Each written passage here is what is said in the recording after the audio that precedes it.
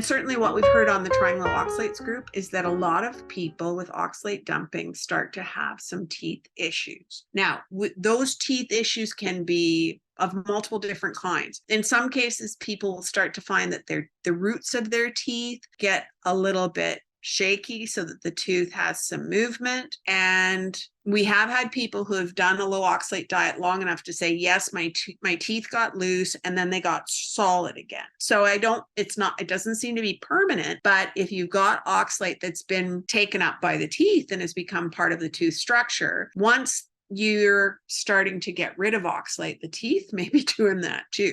We've also had people say when they go through oxalate dumping that they get a lot of gum irritation. Again, that sort of makes beautiful sense to me. And certainly from the standpoint of what's ground zero when you're thinking about oxalate that comes from the diet.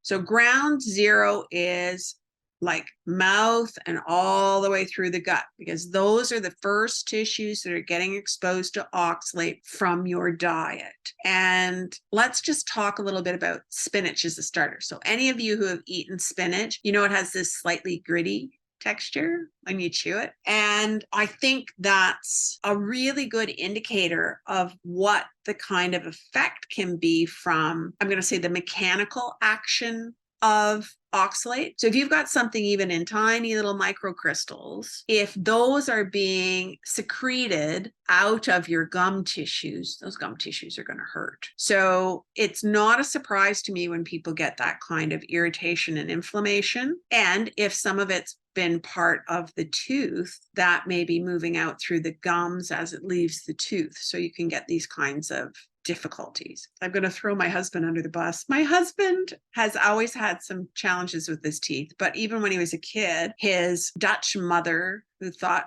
things like spinach were very extra healthy and fed her children very well, she ended up with a son who's got a mouth full of metal because he had so many cavities. And when we first went on a low oxalate diet, and I didn't think of this until this question was asked, but when we first went on a low oxalate diet, he went through a period where he got a number of fairly significant cavities, and he also had to have a couple of root canals. And in hindsight, I'm sort of wondering if, as his oxalate was dropping in his diet, if he wasn't getting issues in his teeth and getting sort of an awful lot of treatment done there, because now he hasn't had a cavity in ages and he always complained about how bad his teeth were. So there is some indication in the research that looks at those who have primary hyperoxaluria. So not those of us who are dealing with secondary from the diet, but primary, that there's problems with teeth mineralization. And there's also some research that was done on lab rats back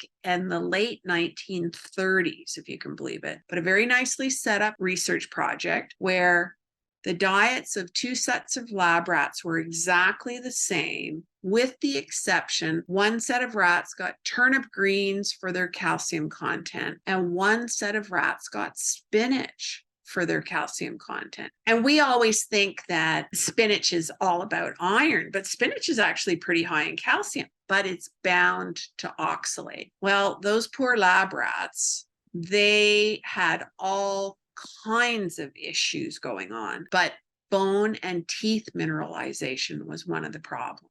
So I'm very concerned that we don't see enough curiosity about what oxalate could be doing to us in the mouth and what it could be doing to the teeth. And as I said, that we've got this other, at the same time, research going on looking at oxalate as a potential substance to help with tooth sensitivity. So watch your teeth, good remineralizing toothpaste if you can get your hands on it. Don't treat really tiny cavities. Give your teeth a chance. I'm going to argue this anyway. Give your teeth a chance to try and remineralize. And we use a couple of different remineralizing toothpastes here. I want to make sure I get you folks the right information, so I'll get that attached to the video when it's up on the website. But we use something called Xyla White, which uses xylitol, which is a kind of a plus and a minus. Xylitol is really good in that bacteria don't like it. It helps to keep the bacteria load in the mouth down, but it can be metabolized into oxalate. So it's a